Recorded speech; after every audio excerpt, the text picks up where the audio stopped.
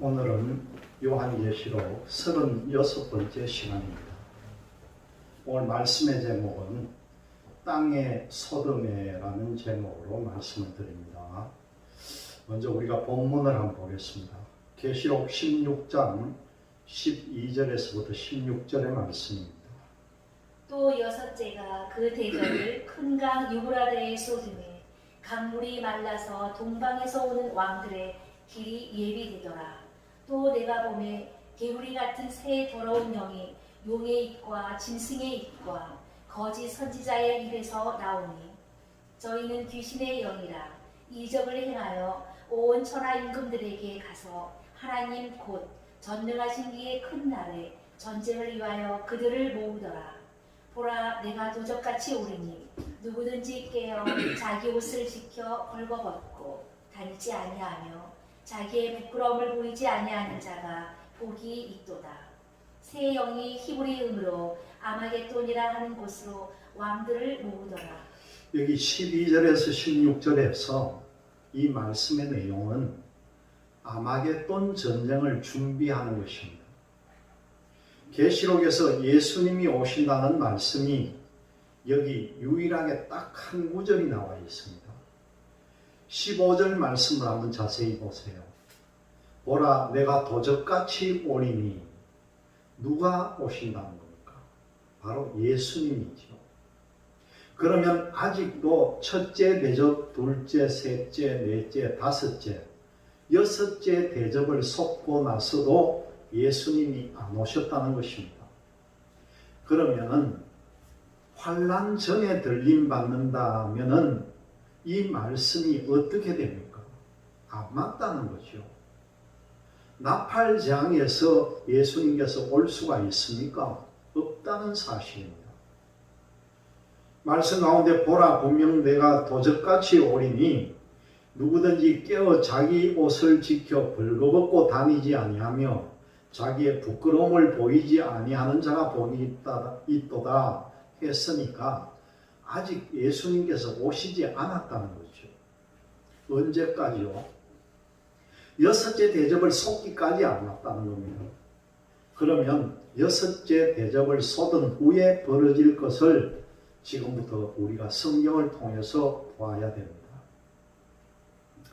또 여섯째가 그 대접을 큰 강 유브라데에 쏟음에 강물이 말라서 동방에서 오는 왕들의 길이 예비되더라.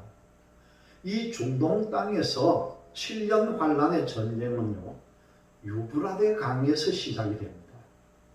마지막 7년 환란의 전쟁은요, 유브라데가 아니라 아마겟돈에서 일어납니다. 그런데 유브라데 강물이 마른다는 것입니다. 이사야 11장 15절의 말씀입니다. 여호와께서 애굽 해골을 말리우시고 손을 유브라데 하수 위에 흔들어 뜨거운 바람을 일으켜서 그 하수를 쳐서 7 갈래로 나눠 신 심고 건너가게 하실 것이라. 하나님이 뜨거운 바람을 불게 해서 그 유브라데 강을 말라버리게 한다는 것이죠. 그러면 노아 홍수 때 보이는 우주 세계의 물로 이 지구를 덮을 수가 있겠습니까? 철학자들이 말하기를 구름 속에 있는 물을 가지고는 이 지구를 덮을 수 없다, 그렇게 말했습니다. 일부 지역에만 상이 덮였지 이 지구 전체를 덮으려면요, 그 물의 양이 얼마나 많아야 되는데 그것은 잘못된 것이다, 그렇게 말하죠. 그런데 예수 믿는 사람들이 바보라, 그렇게 말합니다. 그런데 바보가 아니에요. 천지 창조의 섭리를 보면은 물 가운데 궁창이 있는데 그 궁창을 중심해서 윗물이 있고 아랫물이 만들어져 있습니다. 다시 말씀드리면 궁창의 위로도 물이 올라가 있고 궁창 아래에도 물이 있다는 거죠. 이 창세기에 보면은요, 노아 홍수 심판 때에 하늘에 그 궁창이 열리면서 우리가 보이지 않는 하늘 위에 있는 물이 있다는 것입니다. 그 물이 쏟아져서 내려왔다는 거죠. 그것도 얼마나요? 40주야를 40주야로 여러분들 물이 쏟아진다고 한번 생각해 보세요. 이 지구의 땅덩어리가 전부 물 속에 묻히는 겁니다. 묻힌 그 물이 없어지게 할 때는 또 어떻게 했습니까? 하나님께서요, 뜨거운 바람을 일으켜서 1년 동안을 그 뜨거운 불로 이 수증기를 빨아 하늘로 올렸다는 것입니다. 이것이 창세기에 나오는 내용입니다. 그래서 이 성경의 기초는요, 모세 오경부터 시작이 됩니다. 하나님께서 해골을 말리시는 방법은 뜨거운 바람으로 말리신다는 거죠. 이사야서 44장 27절의 말씀입니다. 기품에 대하여는 이르기를 마르라. 내가 내 강물들을 마르게 하리라 하며. 강들을 마르게 하고 또 이사야 11장 15절에는요. 해골을 말린다 그런 말씀이 있습니다. 오대양 바닷물이 마른다는 뜻은 아니죠. 우리는 댐을 막아서 그 고여있는 것을 호수 혹은 저수지라고 말합니다. 우리가 아는 대로 이 갈릴리 바다는요, 바다 짠물이 아니라 호수입니다. 그런데도 표현을 바다라고 합니다. 왜 바다라고 했습니까? 하나님이 천지 만물을 창조할 때 모인 물을 바다라 그렇게 표현을 합니다. 이사야에 바다를 말린다 했는데 그것이 오대양 바다를 말리느냐, 그것이 아니라는 거죠. 모여있는 물, 중동 지역에 있는 그 저수지를 다 말린다는 그런 뜻입니다. 그러면 우리가 이 성경이 정확하게 풀려지기 시작합니다. 하나님께서 유브라데의 6번째 대접을 쏟아서 강물이 마르고 동방에서 오는 왕들의 길이 열려서 어디로 이끌어 갑니까? 바로 아마겟돈으로 가게 됩니다. 본계시록 16장 12절에서 16절의 말씀을 나누겠습니다. 또 내가 보매 개구리 같은 새 더러운 영이 용의 입과 짐승의 입과 거짓 선지자의 입에서 나오니. 용의 입이란 것은 바다에서 올라오는 7번째 우두머리가 되는 왕을 말합니다. 짐승의 입과, 이 말씀은 계시록 13장에서 10뿔도 짐승입니다. 거짓 선지자의 입에서 나오니, 이 계시록 13장 11절에 땅에 새끼 양같이 2뿔이 있다고 했습니다. 저희는 귀신의 영이라 이적을 행하여 온 천하 임금들에게 가서 하나님 곧 전능하신 이의 큰 날에 전쟁을 위하여 그들을 모으더라. 거짓 선지자들이 기사와 표적과 이적을 나타내서 왕들에게 가서 큰 날에 전쟁을 위해서 모은다는 것입니다. 이것이 직접 갑니까? 영이 갑니까? 이것은 직접 가는 뜻도 되고 영만 가는 뜻도 되게 되어 있습니다. 계시록 13장 11절에서 13절에 보면은요, 새끼 양같이 2뿔이 있다는 거짓 선지자와 적그리스도가 기사와 표적을 나타내서 7년 환란 후 3년 반에 성도들을 꿰어서 우상에게 절하게 만들었던 사람들입니다. 계시록 13장 11절에서 13절의 말씀을 봅니다. 내가 보매 또 다른 짐승이 땅에서 올라오니 새끼양같이 2뿔이 있고 용처럼 말하더라. 저가 먼저 나온 짐승의 모든 권세를 그 앞에서 행하고 땅과 땅에 거하는 자들로 처음 짐승에게 경배하게 하니 곧 죽게 되었던 상처가 나은 자니라. 큰 이적을 행하되 심지어 사람들 앞에서 불이 하늘로부터 땅에 내려오게 하고. 진짜 기사와 표적을 나타내서 사람들을 미혹시킵니다. 여기에 새끼 양가지 2뿔이 있다는 계통이 바로 거짓 선지자와 적그리스도입니다. 이것을 마태복음 24장 24절에 적그리스도와 거짓 선지자라 그렇게 말씀합니다. 또 영이 가도록 역사해서 그들이 영의 감동을 받고 격동을 받아서 올 수 있다는 뜻을 열왕기상 22장 20절에서 23절에 보면은요, 아합 왕을 죽이려고 하나님과 천사들과 모의하는 가운데서 거짓말 영이 되어가서 아합 왕을 받들어 섬기는 선지자들이 있는데, 그들에게 거짓 영이 되어 잘못 예언하게 만들어서 죽이려는 뜻이 있습니다. 본문의 말씀과 거의 유사하다는 거죠. 열왕기상 22장 20절에서 23절의 말씀입니다. 여호와께서 말씀하시기를 누가 아합을 깨어 저로 길르앗 라못에 올라가서 죽게 할꼬 하시니 하나는 이렇게 하겠다 하고 하나는 저렇게 하겠다 하였는데 한 영이 나와. 이 영은 누구의 영입니까? 하나님이 부리는 천사의 영이라는 거죠. 여호와 앞에 서서 말하되 내가 저를 꾀겠나이다. 여호와께서 저에게 이르시되 어떻게 하겠느냐. 가로되 내가 나가서 거짓말하는 영이 되어 그 모든 선지자의 입에 있겠나이다. 여호와께서 가라사대 너는 꾀이겠고 또 이루리라. 나가서 그리하라 하셨은즉 이제 여호와께서 거짓말하는 영을 왕의 이 모든 선지자의 입에 넣으셨고 또 여호와께서 왕에게 대하여 화를 말씀하셨나이다. 하나님이 아합 왕 밑에 있는 거짓 선지자들에게 거짓 영을 보내놓았으니 이들이 예언하면은 야, 우리가 이스라엘 백성들과 이웃 나라와 전쟁을 하면은 우리가 이기겠는가 지겠는가. 구약 시대는 선지자들에게 다 물어보았습니다. 그랬더니 거짓 영이 되어서 선지자들에게 이긴다고 하라. 선지자들은 그 영을 그대로 받았으니 아합 왕에게 거짓말로 예언해서 길르앗 라못에 가서 전쟁을 합니다. 이렇게 두 가지 뜻으로 말씀드릴 수가 있습니다.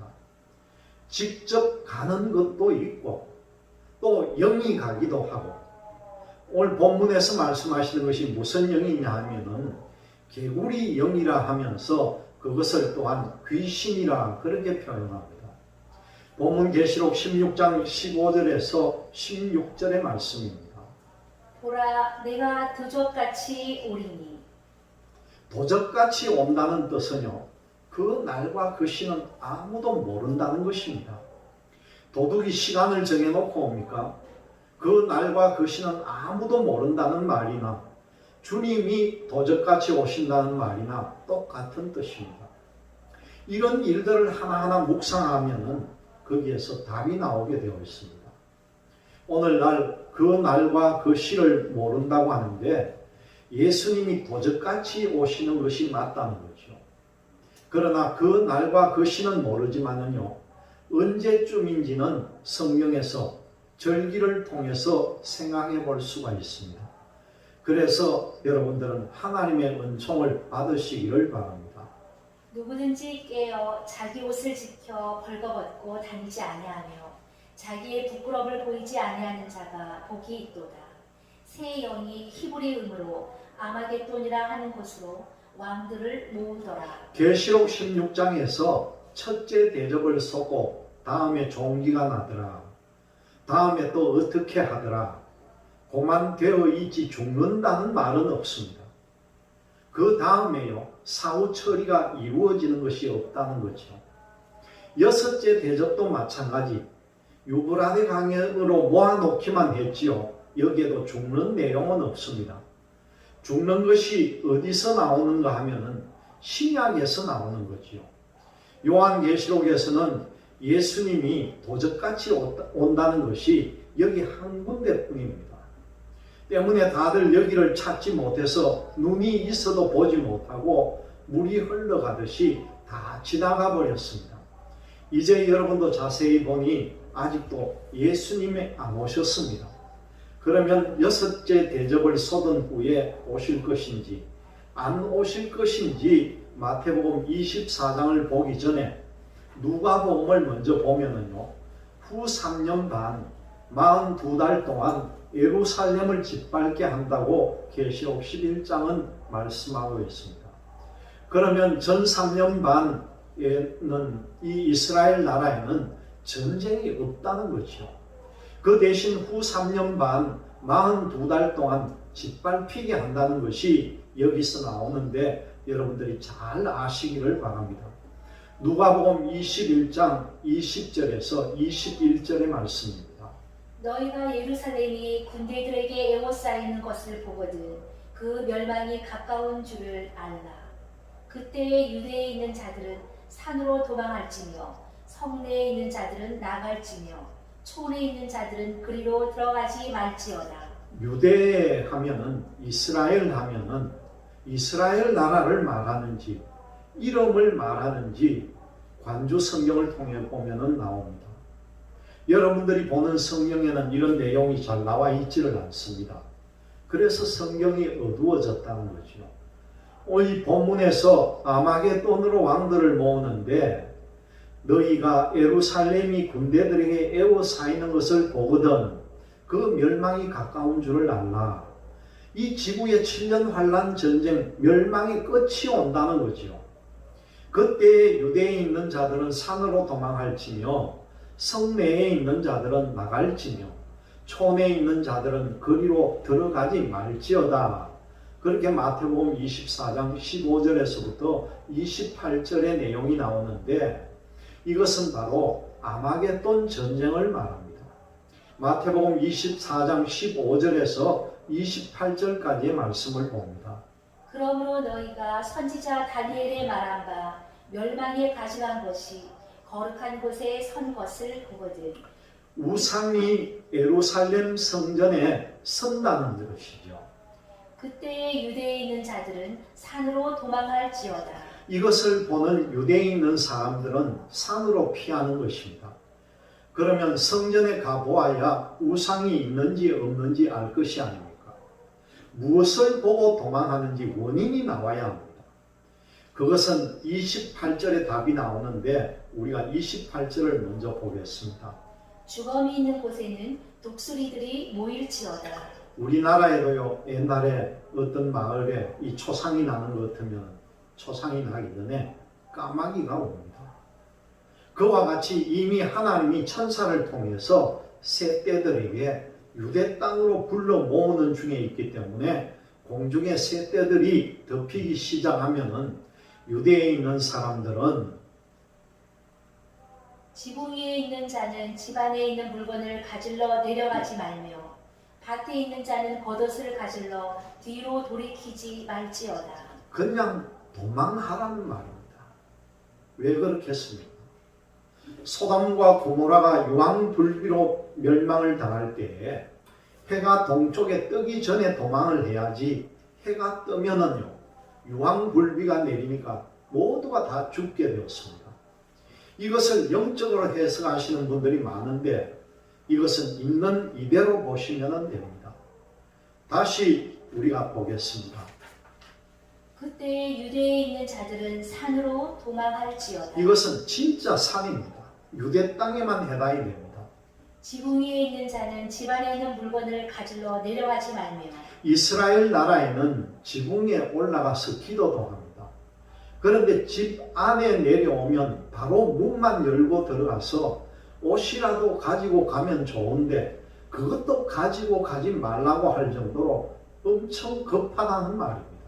밭에 있는 자는 겉옷을 가질러 뒤로 돌이키지 말지어다. 그날에는 아이 벤 자들과 젖먹이는 자들에게 화가 있으리로다. 왜 아이 벤 자와 젖먹이는 자가 화가 있겠습니까? 물론 배가 부르면 도망가기가 힘이 들겠죠.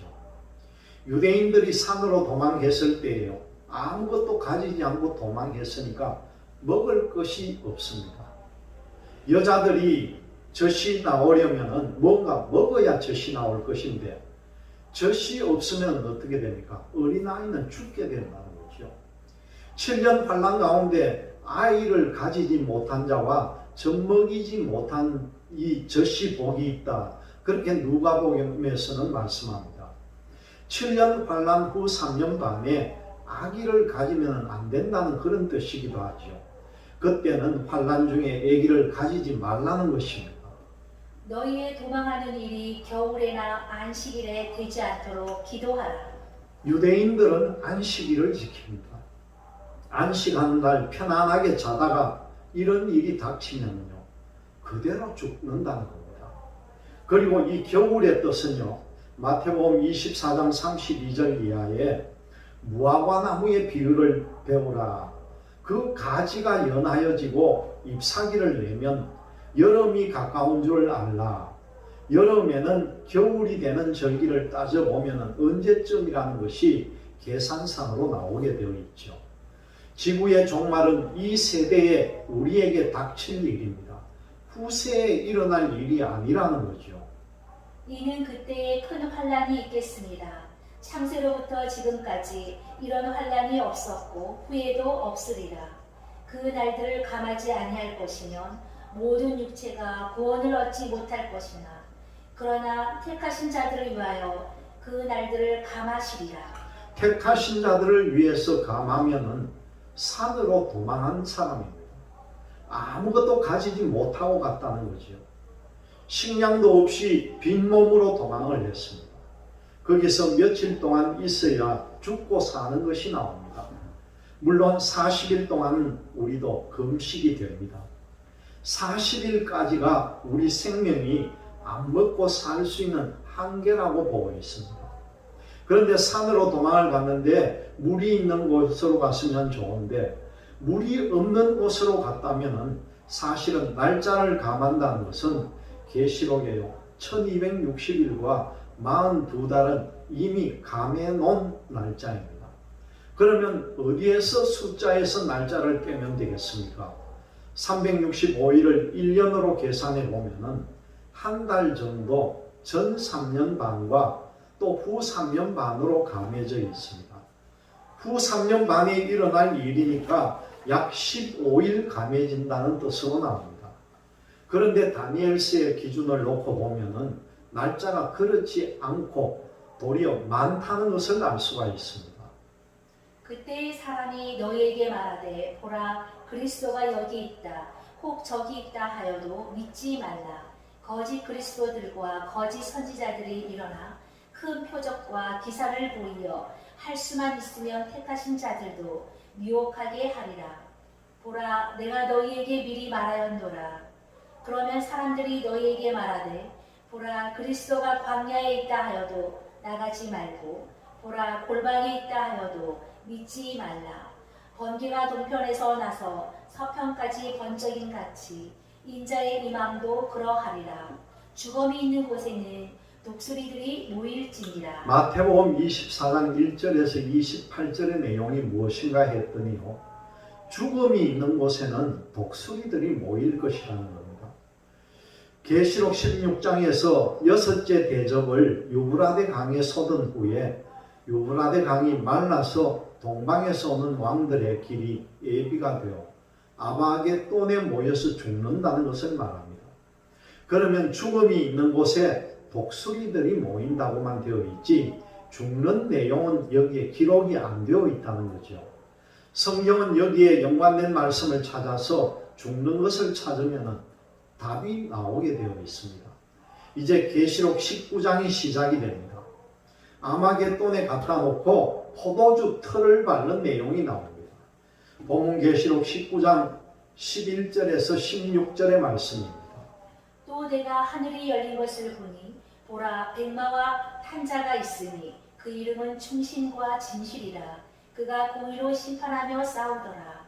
그 눈이 불꽃 같고 그 머리에 많은 멸관이 있고 또 이름 쓴 것이 하나가 있으니 자기밖에 아는 자가 없고 또 그가 피 뿌린 옷을 입었는데 그 이름은 하나님의 말씀이라 칭하더라.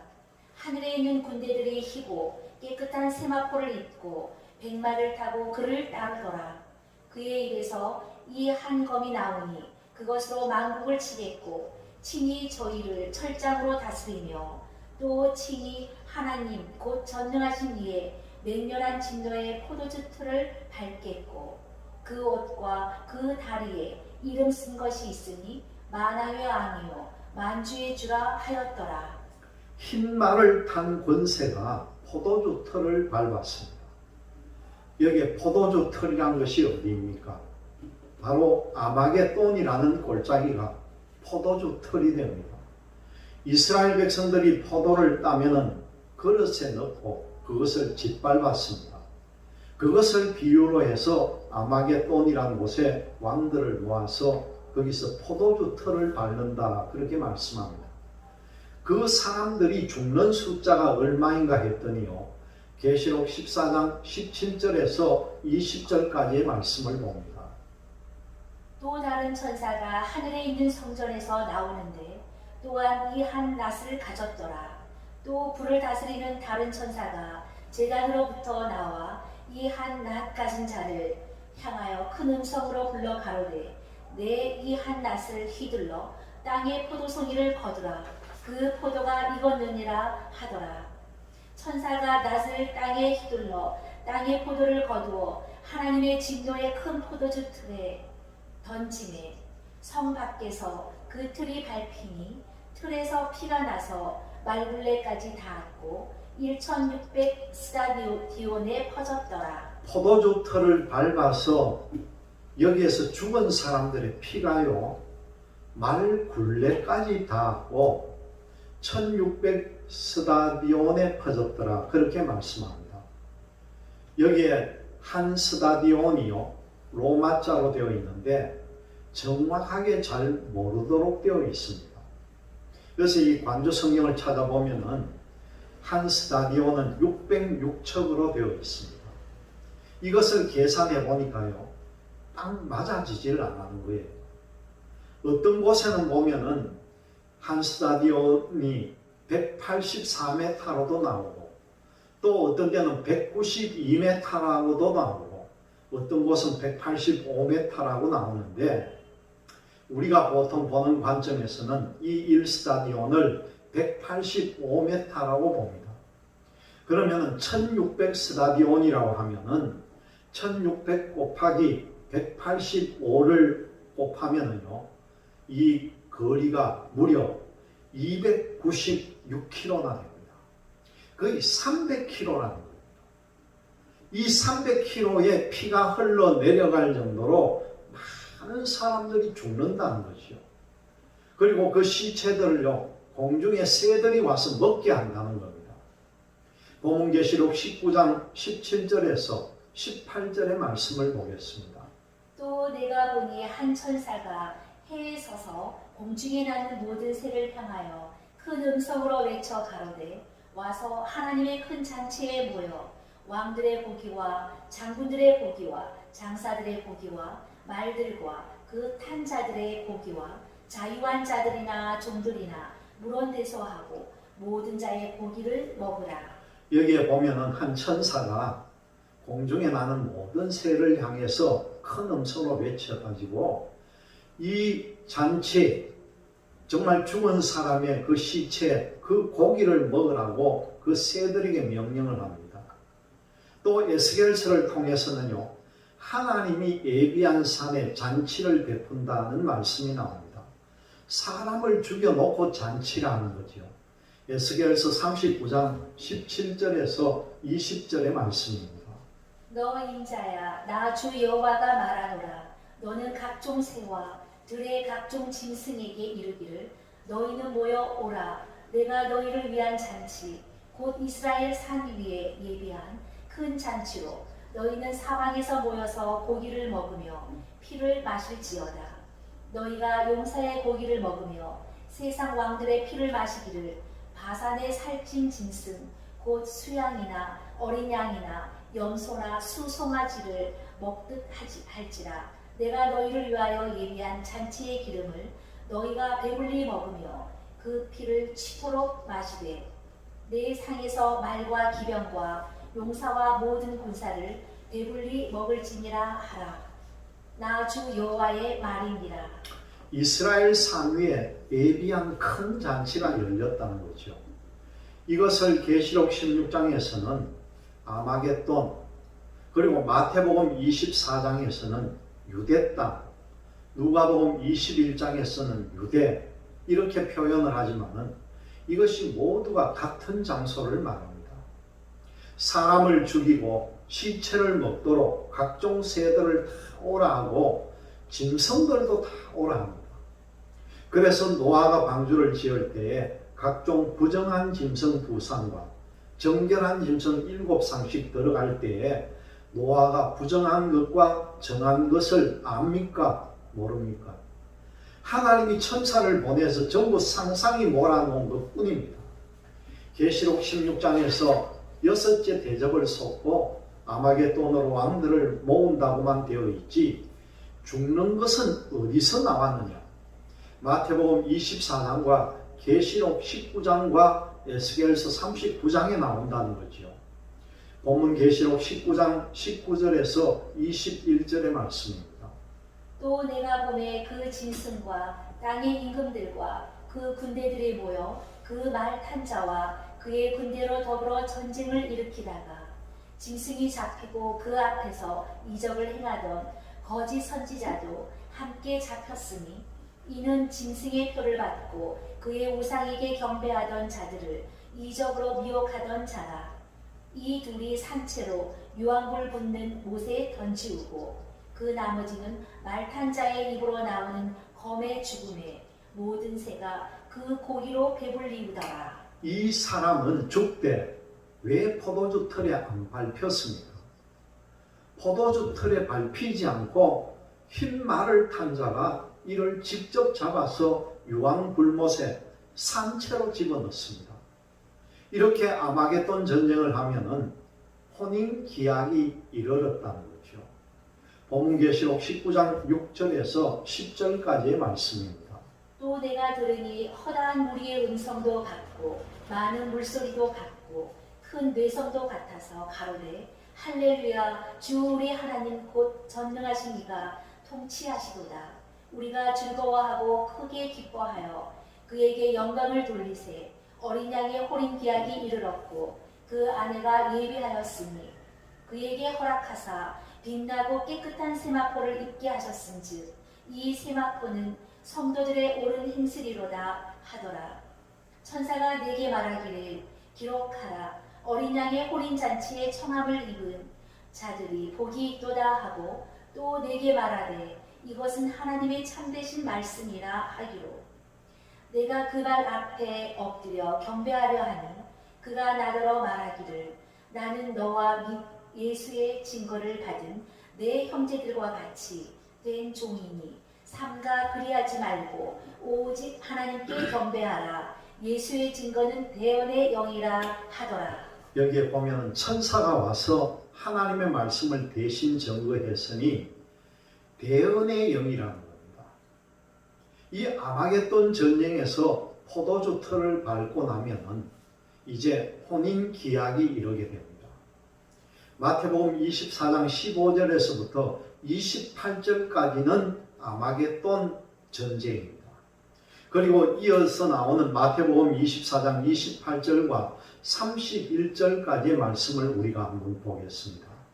마태복음 24장 28절에서 31절까지의 말씀을 나눕니다. 주검이 있는 곳에는 독수리들이 모일지니라. 이것이 바로 아마겟돈 전쟁이 끝난 후지요. 그날 환란 후에 아마겟돈 환란 후에 또 다른 말로 하면은 이때가 바로 7년 환란 후가 됩니다. 즉시 해가 어두워지며 달이 빛을 내지 아니하며 별들이 하늘에서 떨어지며 하늘의 본능들이 흔들리라.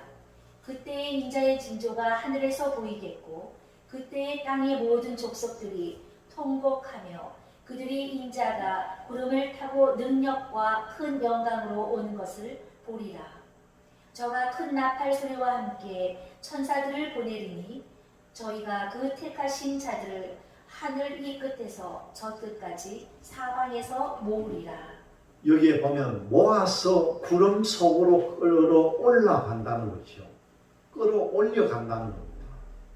우리가 여기 잘 깨달아야 할 것은요. 데살로니가전서 4장 13절에서 18절 말씀을 보면은 구름 속으로 끌어올려 가는데 나팔 소리를 불면은 고린도전서 15장 52절에요. 부활과 변화가 있다는 겁니다. 저가 큰 나팔 소리와 함께 천사들을 보내리니 했으면은 그 중간에 부활과 변화가 빠졌습니다. 빠진 것을 어디에서 찾아야 하겠습니까? 고린도전서 15장 52절을 한번 봅니다. 나팔 소리가 나매 죽은 자들이 썩지 아니할 것으로 다시 살고 우리도 변화하리라. 우리도 변화하리라. 여러분, 부활이 되고 변화가 이루어지면은 구름 속으로 끌어올라갈 수가 있습니다. 우리의 육체로는 못 올라갑니다. 고린도전서 15장 50절에 우리 육체의 몸으로는 못 갑니다. 혈과 육은요, 하나님 나라의 유업을 받을 수 없다고 했습니다. 부활과 변화도 되지 않았는데 부활과 변화가 3번 있다는 말입니까? 환난 전과 부활과 변화, 환난 중의 부활과 변화, 환난 후의 부활과 변화, 이렇게 여러 가지로 증거하는데 오늘날 계시록을 증거하는 분들이 이 3가지 종류를 놓고 나누어집니다. 그런데 우리는요, 분명히 환난 후를 주장합니다. 계시록 7장에도 7년 큰 환난에서 나오는데 각 나라와 족속과 백성과 방언에서 능히 셀 수 없는 흰 무리들이 모두 변화인들입니다. 이들이 모두 환난을 통과해서 다 나온다고 했습니다. 계시록 12장 6절에도요, 하나님이 1260일 동안 후 3년 반에 양육을 한다 했습니다. 환난을 통과하는 것이 다 맞는데 그런데 성경을 어떻게 보는지 도대체 이해가 안 간다는 거죠. 마태복음 24장 4절에 사람의 말을 믿지 말라고 했습니다. 우리는 성경 말씀을 믿어야 됩니다. 마태복음 24장 28절에서 31절에서 나팔을 불게 됨으로 택하신 자들을 하늘 이 끝에서 저 끝까지 사방에서 모으는데 이 모으는 것을 누가 합니까? 바로 천사가 모읍니다. 데살로니가전서 4장 13절에서 18절의 말씀을 나눕니다. 형제들아, 자는 자들에 관하여는 너희가 알지 못함을 우리가 원치 아니하노니 이는 소망 없는 다른 이와 같이 슬퍼하지 않게 하려 합니다. 우리가 예수에 죽었다가 다시 사심을 믿을진대 이와 같이 예수 안에서 자는 자들도 하나님이 저와 함께 데리고 오시리라. 우리가 주의 말씀으로 너희에게 이것을 말하노니 주 강림하실 때까지 우리 살아남아 있는 자도 자는 자보다 결단코 앞서지 못하리라. 살아 있는 사람이 자는 자보다 앞서지 못한다는 것은 바로 부활이 먼저 되고 변화가 나중된다는 말입니다. 주께서 호령과 천사장의 소리와 하나님의 나팔로 친히 하늘로 쫓아 강림하시리니 그리스도 안에서 죽은 자들이 먼저 일어나고 그 후에 우리 살아남은 자도 저희와 함께 구름 속으로 끌어올려 공중에서 주를 영접하게 하시리니 그리하여 우리가 항상 주와 함께 있으리라. 여기에 영접이라는 말이 있습니다. 한문으로 보면은 영접할, 맞이할 영, 대리적. 다시 말씀드리면은 예수님을 맞이하게 해준다는 거죠. 주를 영접하시리니 누가 하신다는 겁니까? 예수님이 천사들을 보내어서 영접하게 만들어준다는 거죠. 앞에서 말씀드린 마태복음 24장 30절에 천사들이 하늘 이 끝에서 저 끝까지 보낸다 그렇게 했습니다. 부활과 변화가 되면은 끌어올린다는 거죠. 6째 대접까지 섰고 구름 속으로 끌어올라가는데 두 사람이 밭에 있으면은요, 하나는 데려감을 당하고 하나는 버려둠을 당하고, 두 여자가 매를 갈고 있을 때에 하나는 데려감을 당하고 하나는 버려둠을 당하고, 또 두 남자가 밤에 같이 자고 있는데 하나는 버려둠을 당하고 하나는 데려간다는 거죠. 그러면은 첫째 대접에서 6째 대접까지 아직까지는 안 죽었다는 겁니다. 짐승의 표도 아직 안 받았습니다. 그런 사람이 예수를 믿지 않았는데도 있을까요? 예수를 안 믿었는데도 짐승의 표를 안 받고 우상에게 절하지 않은 사람도 있다는 사실입니다. 마태복음 24장 40절에서 41절의 말씀을 봅니다. 그때에 두 사람이 밭에 있음에 하나는 데려감을 당하고 하나는 버려둠을 당할 것이요. 버림을 당한 사람은 불신자요 구원받지 못한 사람입니다. 이미 첫째 대접, 둘째, 셋째, 넷째 대접 여기에서 다 걸러져야 합니다. 그런데 걸리지 않았다는 거죠. 그러면 이 사람들은 짐승의 표를 받았다는 말입니까? 안 받았다는 말입니까? 안 믿는 사람인데도 안 받았습니다. 그렇게 극한 환난은 아니라는 거죠. 환난 속에 들어가서 넉넉히 살 수 있는 방법이 있습니다. 그때는요, 이 동네에서 핍박을 받으면은 저 동네로 피하라고까지 우리에게 가르쳐 주었으니 그렇게 극한 환난은 아니라는 것이죠. 두 여자가 매를 갈고 있음에 하나는 데려감을 당하고 하나는 버려둠을 당할 것이니라. 누가복음 17장 34절에 보면은요, 두 남자가 이불을 덮고 자는데 하나는 데려감을 하나는 버려둠을 당하고 자고 있는데 그 중에 하나는 데려갔다는 겁니다. 누가복음 17장 34절입니다. 내가 너희에게 이르노니 그 밤에 두 남자가 한 자리에 누워 있음에 하나는 데려감을 당하고 하나는 버려둠을 당할 것이요. 예수님께서는 중동 땅에 오신다는 거죠. 중동 땅이면은 그때 북아메리카 미국은요, 한밤중입니다. 구름 속으로 올라가는 것이 시간차가 있겠습니까? 일시에 올라간다는 거죠. 어떤 지역에는 자는 데도 있고 어떤 지역에는요, 밭에 일하는 데도 있습니다. 어떤 계통에서는 보호처가 있다고 주장하는데 밭에서 일하는 것이 보호처입니까? 보호처가 자기가 살고 있는 집이라는 거예요. 여러분들 이제 믿어지십니까? 이 믿어지셔야 됩니다. 여섯째 대접을 섰는 가운데 19장이 이제 끝났습니다. 이제 하나 남은 것은 구름 속으로 끌어올려서 구름 속에 가 있다는 겁니다. 본계시록 16장 17절에서부터 21절까지 말씀입니다. 일곱째가 그 대접을 공기 가운데 쏟음에 큰 음성이 성전에서 보좌로부터 나서 가로되 되었다 하니 번개와 음성들과 내성이 있고 또 지진이 있어 어찌 큰지 사람이 땅에 있어 오므로 이같이 큰 지진이 없었더라. 큰 성이 세 갈래로 갈라지고 만국의 성들도 무너지니 큰 성 바벨론이 하나님 앞에 기억하신 바 되어 그의 맹렬한 진노의 포도주 잔을 받으매 각 성도 없어지고 산악도 간데에 없더라. 또 증수가 한 달란트나 되는 큰 우박이 하늘로부터 사람들에게 내리매 사람들이 그 박제로 인하여 하나님을 회방하니 그 재앙이 심히 크미로라. 여기에 보면 한 사람은 데려가고 한 사람은 버려둠을 당합니다. 버려둔 사람이 여기 있습니다. 데려감을 당한 사람은요, 공중으로 올라갔습니다. 7 대접을 공중에 쏟음과 동시에 번개와 외성과 지진이 나고 이 땅이 있어온 일에 지금까지 없었던 산악과 선도요 온데간데 없어집니다. 그런 이 지진이 왕창 쏟아지겠습니까? 아니면 여진에서 시작해서 점차 강해지겠습니까? 말씀을 통해 보면 점차 강해진다는 거죠. 그 이유는 굴 속에 들어가 숨는 것이 나오기 때문입니다.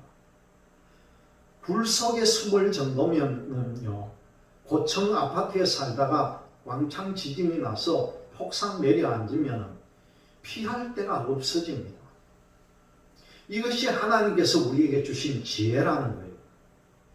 여진이 시작이 되고 건물이 무너지면 집에 들어가지를 못합니다. 그래서 어디로 도망을 했겠습니까? 본계시록 6장 12절에서 17절의 말씀입니다. 내가 보니 여섯째 인을 택하실 때에 큰 지진이 나며 해가 총장같이 검어지고 온 달이 피같이 되며 하늘의 별들이 무화과 나무가 대풍에 흔들려 선 과실이 떨어지는 것 같이 땅에 떨어지며. 공중으로 끌어올린 후에 떨어지는 것입니까? 떨어지면 환란 속에 어떻게 사느냐고 그 이유가 안 됩니다. 우리가 이 말씀에는 앞뒤 순서를 알아야 합니다.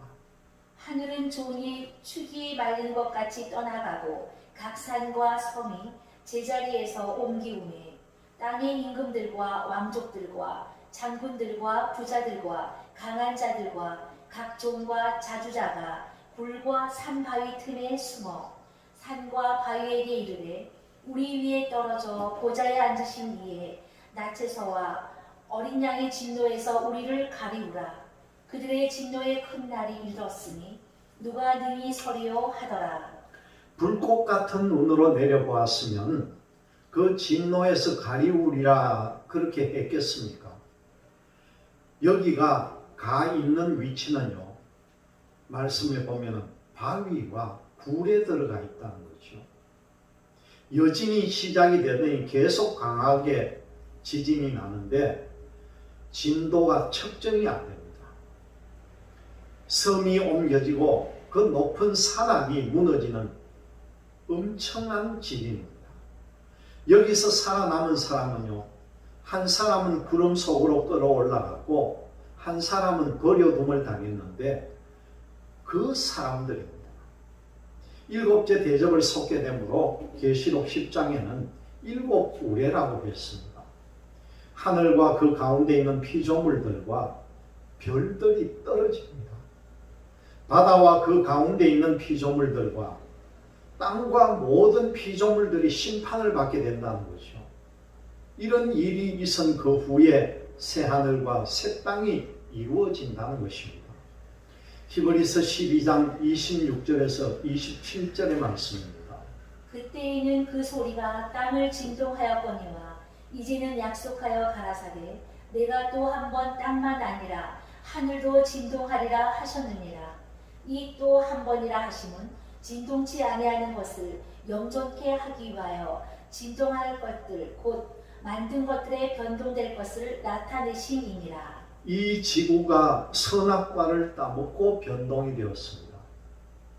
다시 구원받을 성도들은요, 구름 속으로 끌어올려 놓고 일곱 대접을 공기 가운데 쏟아서 심판한 후에 이 지구를 새 하늘과 새 땅으로 변동시킨다는 거죠.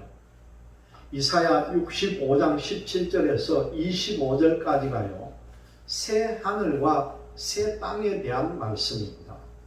이제 이사야 65장 17절을 한번 보겠습니다. 보라 내가 새 하늘과 새 땅을 창조하나니 이전 것은 기억되거나 마음에 생각나지 아니할 것이라. 일곱째 대접을 쏟고 이 지구를 심판하면은 새 하늘과 새 땅이 이루어지게 됩니다.